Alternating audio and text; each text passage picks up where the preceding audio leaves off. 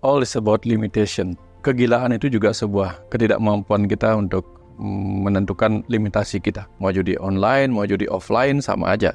Sama-sama adiksi, sama-sama membuat kita tergantung. Karena apa? Manusia sekali dapat menang, kecanduan menang. Nah, jadi kadang-kadang semesta pun membiarkan kita demikian. Sampai terjatuh baru diingetin.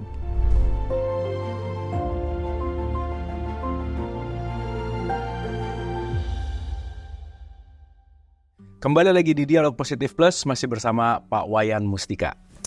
Pak Wayan, kita akan bicara tentang hal yang sekarang lagi jadi berita besar, Pak Wayan. Sampai ini kasusnya sampai triliunan, Pak Wayan. Wah, dahsyat sekali gitu. Itu kita sering dengar dengan yang namanya judi online. Oke. Tapi saya pengen narik garis ke belakang dulu bahwa judi ini datang dari sebuah adiksi, Pak Wayan. Kita tahu bahwa dopamin efek itu kan membuat kita jadi semakin pengen lagi gitu. Tapi di satu sisi dopamin efek ini juga penting. Nah, gimana sih batasan kita antara menjadi adiksi, tetapi juga kita memerlukan dopamin ini dalam kehidupan gitu? Silakan, Boy. Ya, lagi-lagi tentang batasan, Kang. All is about limitation. Jadi kegilaan itu juga sebuah ketidakmampuan kita untuk menentukan limitasi kita. Contoh nih, ada orang mandi telanjang. Ketika mandi telanjang di kamar mandi, begitu dia mandi telanjang keluar, bermasalah. Nah, itu contoh. Dia nggak tahu batasan ruang dan waktunya gitu. Jadi kalau misalnya ada orang yang berjudi, di Bali itu ada istilah bobotoh. Ya, bobotoh mungkin kayak di Bandung ya. Kalau di Bali itu yang disebut bobotoh itu artinya bobot tohang gitu. Jadi bobot itu apa? Seberapa kamu punya bobot yang bisa kamu pertaruhkan. Bobot misalnya kita punya uang 100.000. Kita bagi, jadi sekian persennya itu adalah bobot yang bisa dipakai taruhan. Kalau kalah atau menang udah selesai. Nah, itu yang disebut bobotoh. Begitu dia menjadi adiksi, disebutlah momotoh. Momotoh itu artinya angkara murka, nafsu, kelebihan. Selalu ingin menang. Nah, momo. Jadi hasrat yang berlebihan itu disebut momo. Disebutlah dia momotoh. Sehingga di Bali disarankan boleh jadi bobotoh, tapi jangan momotoh. Karena momo itu sudah berlebihan. Lebih dari takaran. Betul. Jadi berapa takaranmu yang kamu boleh pertaruhkan. Gitu. Jadi di Bali itu tidak ada hal yang benar-benar dilarang. Minum minuman keras boleh. Sebatas 1 sloki. Itu bagus. 2 sloki bagus. 3 kamu sudah mulai parah. 4, 5 dan seterusnya sudah mulai kacau. Di situ adiksi akan terjadi. Ya, karena sama dengan gula lah. Gula kalau sedikit kan masih oke. Begitu kita mengalami adiksi sama gula, efeknya buruk. Karbohidrat juga sama, protein juga sama. Karena kelebihan protein juga bermasalah kan. Apapun berlebihan tidak baik. Nah, kalau tidur bagus pada takaran jam yang tepat. Begitu kelebihan malah capek, betul nggak? Istilah olahraga juga sama. Olahraga pada batas tertentu sehat, kalau kelebihan berbahaya. Nah, termasuk yang ikut judi itu tadi. Mau judi online, mau judi offline, sama aja. Sama-sama adiksi, sama-sama membuat kita tergantung. Karena apa? Manusia sekali dapat menang, kecanduan menang. Ya, tapi walaupun dia lebih sering kalah, apakah berarti ketika dia berjudi lagi dia kecanduan kalah? Enggak. Karena dia pernah menang, maka dia kecanduan menang. Bukan kecanduan kalah ya? Bukan kecanduan kalah. Keren. Dia nggak peduli dengan urusan berapa kali dia kalah. Karena dia selalu berpikir, perjudian itu berapa sih peluangnya gitu. Kalau dadu itu kan peluangnya 1/6. Sekali kita lempar ada peluang 1/6. Jadi ada 1 kali kita menang, 5 kali sisanya mungkin kita kalah. Tetapi nggak penting dia berapa kali kalah, yang penting begitu menang itu bisa mengembalikan sebelumnya. Betul. Makanya kadang-kadang orang ketika berjudi kalah 100.000, tiba-tiba pas masang 200.000 dia menang, dapat lagi modal yang kemarin. Itu yang menyebabkan orang seringkali supaya modal yang kemarin kembali, dia pasang lebih besar lagi walaupun kalah. Berikutnya tambah lagi. Semakin banyak dia menggunakan modal yang dia pertaruhkan, makin banyak modalnya hilang. Betul. Nah, ini yang terjadi. Tetapi mereka kalau dibilang apakah itu positivisme? Selalu penuh harap gitu. Ya. Ya, penuh harap tapi ya. Ada menarik nih kamu. Bicara tentang penuh harap itu, kalau kita menganggap penjudi adalah dosa gitu misalnya, sisi lain kamu. Iya. Sisi paradok. Ya. Penjudi adalah dosa, penjudi itu tidak sesuai agama. Tapi di satu sisi dia mengajarkan kita untuk selalu penuh harap. Betul. Dan istiqomah bahwa. Oh ya. Karena terus gitu ya. Oke. Nggak pernah ada rasa nyesalnya dia. Setiap kali dia masang, dia selalu nggak berpikir hal terburuk yang terjadi. Iya. Dia selalu berpikir hal terbaik akan terjadi. Iya. Begitu buruk, dia nggak nyalahin orang lain. Bener. Yang dia salahin dirinya sendiri. Bener. Oh, aku sih yang salah masang, bukan bandarnya. Dia nggak pernah menyalahkan bandarnya menipu dia, nggak. Oke. Karena dia selalu punya harapan, ini sudah kehendak Tuhan. Jadi ingat Tuhan kali ya. Pada saat itu ya. Oke. Ya, jadi orang berjudi kalau dibilang jelek gitu misalnya kan, memang efeknya buruk. Ya tidak bisa mencapai kebahagiaan duniawi karena uangnya habis untuk hal-hal yang tidak penting menurut kita.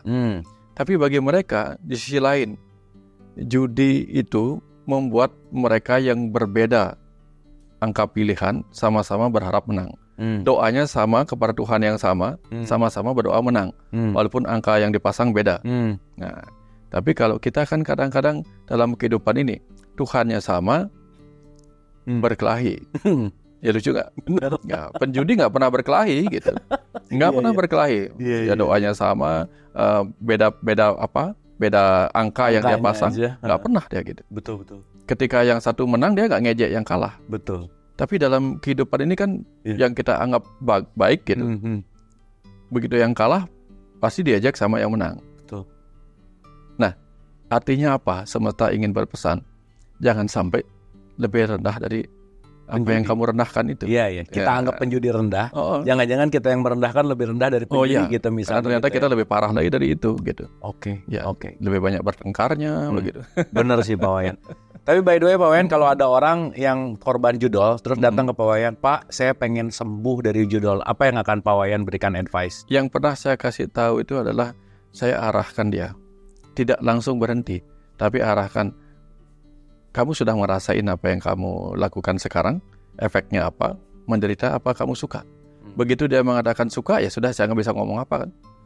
Karena ketika kita lihat dia menderita tapi dia suka dengan penderitaannya itu, gimana ngomongnya coba.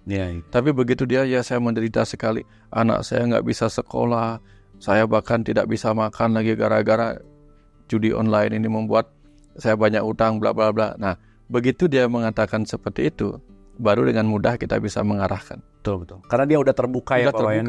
Bahwa dia sudah tahu rasanya. Ya sama anak kecil kan kamu. Anak kecil kan kadang-kadang jangan main api, nggak ngerti mereka.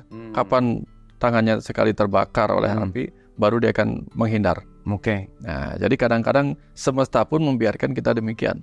Sampai terjatuh baru diingetin. Nah, tugas semesta begitu. Nah, terus kalau misalnya ada yang tidak terlalu terpuruk, tapi ingin sadar, tetap punya uang, tapi hanya ingin mengendalikan. Nah, di situ saya ajarkan, uangmu bagi 4. Setiap dapat gaji bagi 4. Di situ saya ajarkan bobotnya berapa, takarannya berapa. Uangmu bagi 4, 1/4 kamu gunakan untuk kewajiban hidupmu, entah kewajiban keluarga, kewajiban negara, kewajiban beragama gitu. 1/4 lagi kamu simpan, segera simpan. Bila perlu 1/4 pertama itu simpan aja dulu. Dan jangan kutak-ketik. Jangan dikutak-ketik. Kemudian 1/4-nya lagi baru boleh kamu gunakan untuk kesenangan, yang disebut kama. Kesenangan itu macam-macam. Mau pakai nonton, hiburan ini, hiburan itu. Cuman kalau banyak punya jenis hiburan, udah bagi lagi itu. Hiburan judi, hiburan nonton dan sebagainya, bagi lagi itu. Jadi kalau setelah dibagi ternyata dapat judinya cuma 100.000, ya udah itu aja. Terisi keinginannya sedikit, tetapi nggak sampai parah gitu. Yang terakhir baru lepaskan untuk amal dan sebagainya. Karena banyak orang dapat gaji seluruhnya diamalkan, dia kelaparan. Ada yang begitu. Betul Pak. Sangat, wah saya ingin jadi orang yang baik, penuh amal. Dharma gitu ya. Malah menjadi bermasalah. Dia seperti apa? Singa di hutan diberi makan, anak di rumah kelaparan. Jangan sampai seperti itu. Nolongin orangnya banyak, nolong diri sendiri gak sanggup. Oke. Karena kesalahan pembagian tadi. Keren Pak Wayan. Nah kalau tadi kan orangnya udah ngerasa Pak. Ya. Ini misalnya suami istri, suaminya judol, istrinya datang ke Pak Wayan. Pak, tolong dong ini suami saya korban judol. Pak Wayan akan ngasih advice apa tuh? Kan suaminya belum kebuka nih. Iya, belum kebuka suami. Dulu saya pernah ajarkan seorang istri seperti ini. Kalau sempat, kumpulkan. Kalau kamu punya gaji, kumpulkan. Jangan sampai keluar gajimu untuk dia. Kalau kamu susah membuat dia sadar, setidaknya kamu katakan sama dia, kapan kamu berjudi, nanti saya doakan supaya menang. Siapa tahu dengan menang dapat bagian. Daripada mendoakan suamiku kalah. Supaya dia sadar bahwa judi itu tidak baik. Sekalian aja doakan supaya menang kan gitu. Oke. Tapi apa tujuannya mengatakan seperti itu? Supaya ada mirroring. Mirroring dulu bahwa apa? Istriku tidak benar-benar kontra sama apa yang aku lakukan. Oke. Tapi nanti setelah sama-sama sudah sejalan tanda petik ya, baru pelan-pelan. Kayaknya kalau terus-terusan begini, kita malah nggak punya uang ya di masa depan. Nah itu caranya. Kalau kita benar-benar kontra begitu kan, langsung gitu langsung ya. Kan kadang-kadang malah ya itu tadi malah hancur rumah tangga kan begitu. Betul. Ya, kadang kita butuh seni untuk merangkul. Merangkul untuk membelokkan. Seperti halnya ketika kita bikin bonsai pohon beringin kan keras lumayan. Diikat dengan lembut, kemudian dibelokkan pelan-pelan kan bisa. Ya, itu cara terbaiknya daripada langsung melawan begitu. Gak berat juga. Merangkul untuk membelokkan ya Pak Wayan. Ya, lebih mudah begitu Kang Abu. Oke. Ya. Wah ini nice banget. Terima kasih Pak Wayan. Ya, sama-sama. Semoga bermanfaat. Terima kasih.